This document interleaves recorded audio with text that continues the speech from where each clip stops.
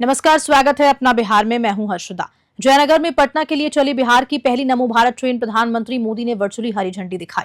प्रधानमंत्री मोदी ने मधुबनी जिले के जयनगर से पटना के बीच बिहार की पहली और देश की दूसरी नमो भारत एक्सप्रेस ट्रेन का उद्घाटन 24 अप्रैल यानी कि आज वर्चुअली किया। उद्घाटन के साथ ही ट्रेन संख्या 94803 को गार्ड AN खान, मुख्य चालक अमित कुमार राम और सहायक चालक रोहित रंजन ने रवाना किया। यह हाई स्पीड ट्रेन जयनगर से पटना के बीच की दूरी मात्र 5.5 घंटे में तय कर पाएगी और ये सेवा शनिवार को छोड़कर हर दिन चालू रहेगी। ट्रेन सुबह 5 बजे जयनगर से चलकर 10:30 बजे पटना पहुंचेगी। रास्ते में मधुबनी, सकरी, दरभंगा, समस्तीपुर, बरौनी, मोकामा और बख्तियारपुर स्टेशन पर रुकेगी। 180 किलोमीटर प्रति घंटे की अधिकतम रफ्तार वाली इस ट्रेन में स्टैंडर्ड और प्रीमियम दोनों श्रेणी के कोच उपलब्ध हैं। इसमें उन्नत सिग्नलिंग सिस्टम और अत्याधुनिक सुरक्षा सुविधाएं मौजूद हैं। इस ऐतिहासिक मौके पर रेलवे बोर्ड नई दिल्ली के कार्यपालक निदेशक दिलीप कुमार, रेलवे के वरिष्ठ अधिकारी, जयनगर स्टेशन अधीक्षक समेश चंद्र दास, RPF और GRP के अधिकारी समेत बड़ी संख्या में स्थानीय लोग उपस्थित रहे। मधुबनी से शादाब अख्तर की रिपोर्ट। लखीसराय में लव जिहाद के आरोपी लिपिक की गिरफ्तारी की मांग को लेकर बजरंग दल ने SP से मिलकर चेतावनी दी। लखीसराय में एक लव जिहाद के मामले को लेकर बजरंग दल के कार्यकर्ताओं ने शुक्रवार को SP कार्यालय पहुंचकर SP अजय कुमार से मुलाकात की और आरोपी लिपिक कमाल अशरफ की 48 घंटों में गिरफ्तारी की मांग उठाई। कार्यकर्ताओं ने चेतावनी दी है कि अगर तय समय सीमा में गिरफ्तारी नहीं हुई तो वे उग्र आंदोलन करेंगे। दरअसल शिक्षा विभाग में संविदा पर बहाल एक पूर्व कनीय पदाधिकारी ने कमाल अशरफ पर यौन शोषण, धर्मांतरण के लिए प्रताड़ना और जबरन धर्म बदलवाने का आरोप लगाते हुए सूर्यगढ़ा थाने में प्राथमिकी दर्ज कराई। मामले की गंभीरता को देखते हुए SP अजय कुमार ने कहा कि SDPO शिवम कुमार के नेतृत्व में जांच शुरू कर दी गई है और आरोपी की गिरफ्तारी के लिए लगातार छापेमारी की जा रही है। लखीसराय से संतोष कुमार गुप्ता की रिपोर्ट। उसमें तो कान दर्ज कर दिया गया है और SDPO साहब को उसमें जांच का भी आदेश दिया गया है। पर्यवेक्षण टिप्पणी करने के लिए हमने बोला है और गिरफ्तारी का भी आदेश दिया गया उसमें। बजरंग दल के लोग भी आए थे सर से मिलने। नहीं, वो अपने बता रहे कि इसमें क्या कार्रवाई है, पूछताछ करने के लिए आए थे कि भाई हम लोग इसमें करेंगे। हम लोग सब अच्छा स्पष्ट रूप से उनको बता दिए हैं कि हम लोग SDPO के नेतृत्व में जो है जांच करवा रहे हैं और जो भी उचित कार्रवाई है, जो न्याय संगत कार्रवाई है, हम लोग तो करेंगे ही करेंगे। जांच के बाद कब तक उसकी गिरफ्तारी करेंगे? नहीं, वो तो प्रथम दृष्टया अगर कोई महिला को प्रताड़ित करता है, चाहे तो एंगल कुछ भी हो, तो उसमें तो मतलब गिरफ्तारी है ही। तो अगर वो किसी भी एंगल में, बाकी का एंगल जो है वो जांच में आ जाएगी बात के, लेकिन वो तो प्रताड़ित अगर हो रही है महिला और हस्बैंड कोई प्रताड़ित कर भी रहा है और उसके और भी एंगल उसमें जुड़े हुए हैं, तो ऑब्वियस है कि गिरफ्तारी का आदेश तो होगा ही। तो गिरफ्तारी हो रही है। आज हम लोग एक गंभीर मामला को लेकर SP साहब से मिले हैं। आप लोग को तो जानकारी होगा ही कि एक कमाल अशरफ नाम का व्यक्ति जो लगातार 3 वर्षों से अपना नाम बदलकर एक हिंदू बच्ची के साथ लगातार यौन शोषण कर रहा था, उसको अपने झांसे में लेकर के FIR दर्ज हो गया है विगत 19 तारीख को भी ही, लेकिन अभी तक उसकी गिरफ्तारी भी नहीं हो पाई है। हम लोग SP साहब से मांग करने आए हैं कि जल्द से जल्द उसकी गिरफ्तारी हो, अन्यथा हम लोग सड़क पर उतरने का काम करेंगे। पुनः SP साहब से मांग करते हैं कि अगर जल्द से जल्द 48 घंटे के अंदर उसकी गिरफ्तारी नहीं होगी तो हम लोग एक जन आंदोलन के रूप में पुनः SP साहब के पास धरना देने का काम करेंगे। क्या बोले SP साहब ने आश्वासन दिया है कि आप चिंता न करें, सभी अधिकारी लगे हैं उसको गिरफ्तार करने का। हम आपको बहुत जल्द इसका रिजल्ट देंगे। बीजापुर में नक्सलियों द्वारा बिछाई गई बारूदी सुरंग का शिकार हुए CRPF जवान दिलीप कुमार पासवान को उनके पैतृक गांव सेमरी चेनारी में राजकीय सम्मान के साथ अंतिम विदाई दी गई। जैसे ही शहीद का पार्थिव शरीर गांव पहुंचा, पूरा इलाका गमगीन हो गया। भारत माता की जय और शहीद दिलीप पासवान अमर रहे के नारों से आसमान गूंज उठा। लोग अपने लाल को आखिरी सलामी देने उमड़ पड़ी। माहौल शोकाकुल था, हर आंख नम थी और परिवारजनों का रो रो कर बुरा हाल था। गार्ड ऑफ ऑनर देकर शहीद को अंतिम सलामी दी गई। इस मौके पर शाहबाद रेंज के DIG सत्यप्रकाश, रोहतास के SP रोशन कुमार, सासाराम के अनुमंडलाधिकारी आशुतोष रंजन समेत कई अधिकारी उपस्थित रहे। शहीद दिलीप पासवान की शहादत ने एक बार फिर जता दिया कि देश की रक्षा में हमारे जवान किसी भी हद तक जा सकते हैं। सेमरी गांव का ये लाल हमेशा के लिए अमर हो गया है। रोहतास से राहुल सिंह की report. Jawaharlal Nehru medical college और अस्पताल से एक ऐसा मामला सामने आया है जिसने पूरे हेल्थ सिस्टम की पोल खोल के रख दी। अस्पताल की स्टाफ नर्स प्रतिमा कुमारी ने बीते 3 सालों में न केवल बिना ड्यूटी किए घर बैठे घर वेतन उठाया, बल्कि हर साल इंक्रीमेंट का लाभ भी लेती रही। जानकारी के अनुसार ये पूरा घोटाला अस्पताल के पैथोलॉजी विभाग और अधीक्षक कार्यालय में बैठे कुछ कर्मचारियों की मिलीभगत से हुआ। नर्स ने अवकाश के लिए आवेदन किया, लेकिन उपस्थिति रिकॉर्ड में वे नियमित बनी रही। अब अस्पताल अधीक्षक डॉक्टर हेमशंकर शर्मा ने इस मामले की जांच शुरू कर दी। उन्होंने विपित्र लिपिक और बिलिंग क्लर्क शशि कुमार से स्पष्टीकरण मांगा, जो इस घोटाले के मुख्य सूत्रधार माने जा रहे हैं। ये मामला पहले के अधीक्षकों डॉक्टर जदयू नारायण सिंह और डॉक्टर राकेश कुमार के कार्यकाल में हुआ, जिससे उनकी भूमिका पर भी सवाल उठ रहे हैं। मायागंज हॉस्पिटल प्रबंधन ने प्रतिमा को सेवा लाभ तक दे दिया, जो कि सिस्टम की गंभीर लापरवाही को उजागर करता है। अब जांच के बाद ही तय होगा कि किस किस पर कार्रवाई होगी और कैसे ये घोटाला सालों तक चलता रहा। भागलपुर से आलोक वर्मा की रिपोर्ट। हाँ सर, भागलपुर का जो सबसे बड़ा अस्पताल है मायागंज, उसमें एक नर्स जो है बिना सर्विस के लीव पर थी ऑलरेडी, और उसके बाद भी उसको 3 साल का वेतन मिला, इंक्रीमेंट भी हुआ। तो क्या है पूरा मामला? देखिए, मामले की जांच चल रही है। मैंने जब देखा कि वेतन ले रहे हैं लोग, तो मैंने एब्सेंटी स्टेटमेंट मिलाना शुरू किया था। एब्सेंटी स्टेटमेंट से लगा कि किसी को बिना एब्सेंटी मिले हुए वेतन मिल रहा था, तो मुझे कोई डाउट हुआ, तो मैंने उनके डिटेल्स लेने की कोशिश की। फिर जिस नर्स के बारे में बात हुई तो उसका देखा, तो उसने पूरी तौर पे अपना एप्लीकेशन दिया है और प्रॉपर एप्लीकेशन दिया है, और एप्लीकेशन उसका ईएल का मार्च 2022 से लगा हुआ है और लगातार वो भेजती रही है अपना उसको। तो मैंने देखा कि उसको कहीं बीच में वेतन मिला, फिर रुका, फिर मिला। अगर इस तरह की घटना थी तो संदेह के घेरे में आ गई। तो मैंने उससे जब जानकारी लेने की कोशिश की तो मेरे पास कोई कांटेक्ट नंबर नहीं था। तो जो मैट्रन इंचार्ज होती है, मैट्रन ने उनसे बातें की और उनको समझाया कि आप ईएल पर हैं लगातार, आप आकर ज्वाइन कर लीजिए, क्योंकि जब तक वो ज्वाइन नहीं करेंगी तो मैं किसी से एक्सप्लेनेशन पूछ नहीं सकता हूँ। तो उन्होंने ज्वाइन मेरे कहने पे कर लिया, मतलब मैंने मैट्रन को कहा और मैट्रन ने उनको कहा, तो फिर उन्होंने ज्वाइनिंग अपनी दे दी। जब ज्वाइनिंग कर लिया तो मैंने उनसे पूछा कि क्या बात है।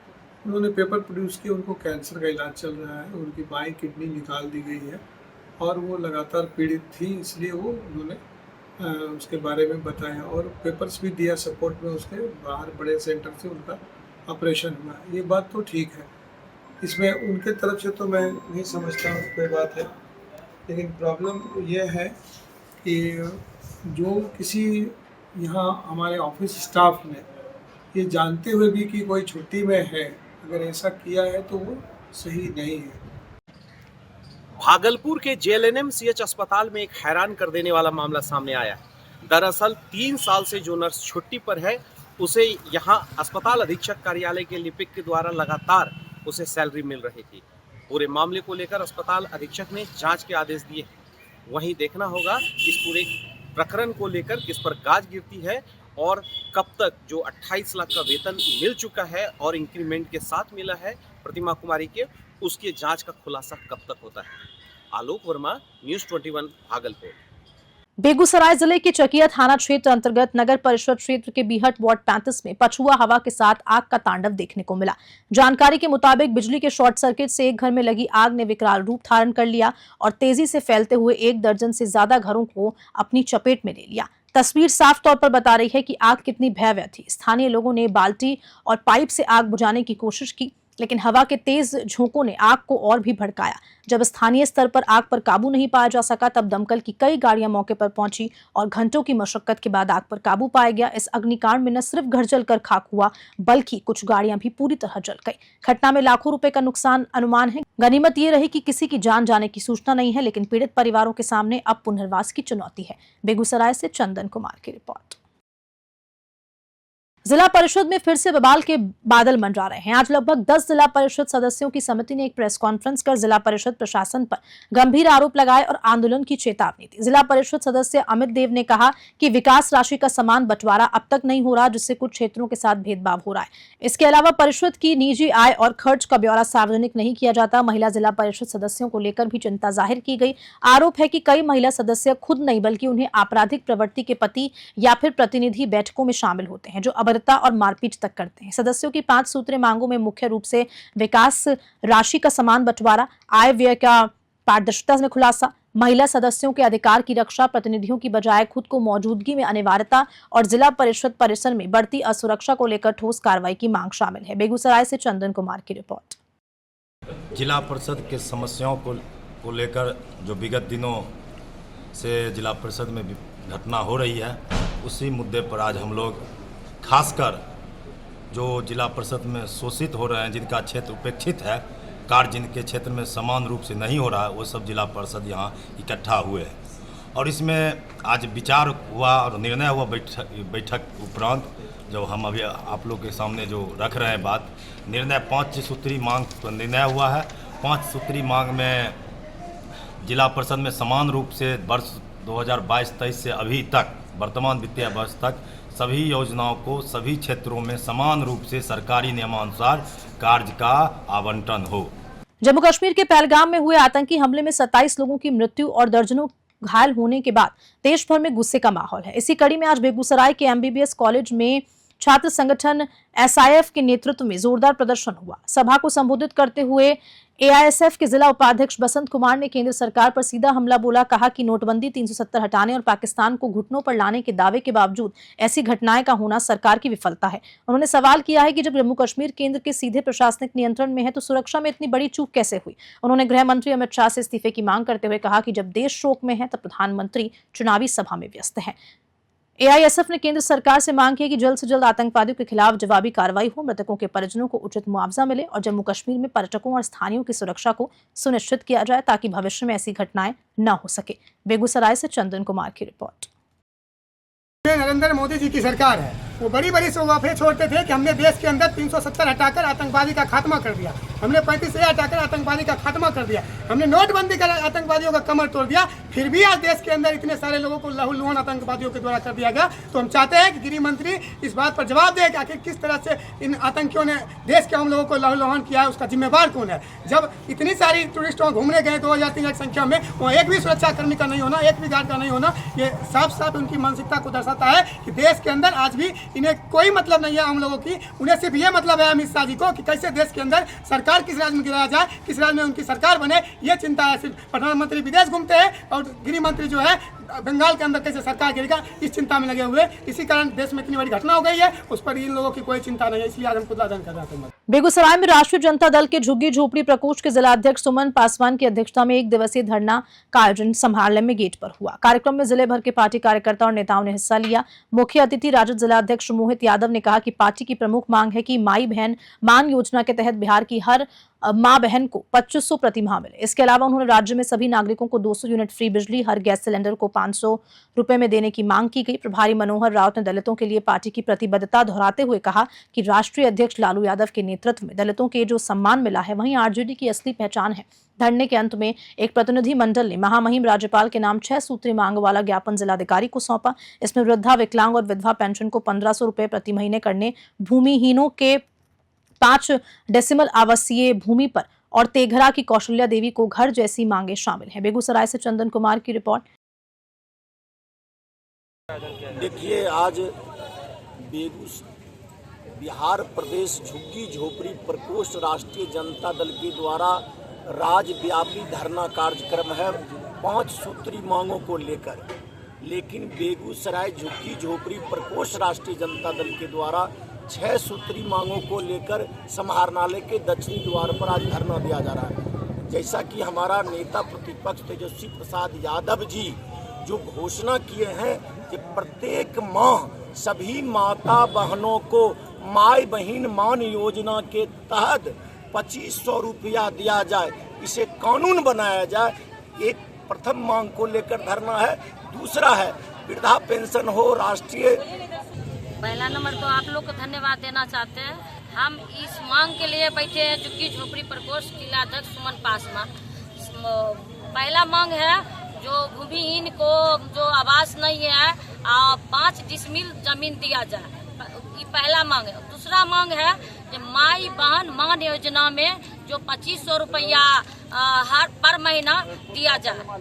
तो तीसरा मांग वृद्धा पेंशन, विरजन पेंशन वो जो 400 रुपया मिलता है वो 1500 रुपया बढ़ाया जाए, 1500 रुपया हर महीना दिया जाए। तीसरा मांग है जो अभी बिजली जो देखते हैं कितना मैंने बिजली से कभी काट देता है, कभी मैंने बढ़ा के हर मैंने जनता को परेशान किया जा रहा है। उसके लिए हर भूमिहीन को मैंने 200 यूनिट बिजली फ्री दिया जाए, ये मांग है। चौथा मांग क्या कहते हैं, जो यहाँ तेघरा प्रखंड के महिला है सुशीला देवी, उसको अभी फिलहाल उसको पर्चा दिया गया था, उसको उजाड़ दिया घर। उजाड़ने के बाद वो कहाँ जाएगी? हम तो कहते हैं पदाधिकारी, खाली पदाधिकारी की नीतीश जी देखते हैं, गरीब आदमी के देखते थे। गुजार के घर मैंने रौदा में अभी कहाँ जाएंगे? गरीब आदमी जाएंगे कहाँ? नीतीश जी को शर्म लगना चाहिए, उनको फुर्सत न था, अल्लाह बोलने से फुर्सत न था। खबर के साथ बुलेटिन में इतना ही। नमस्कार।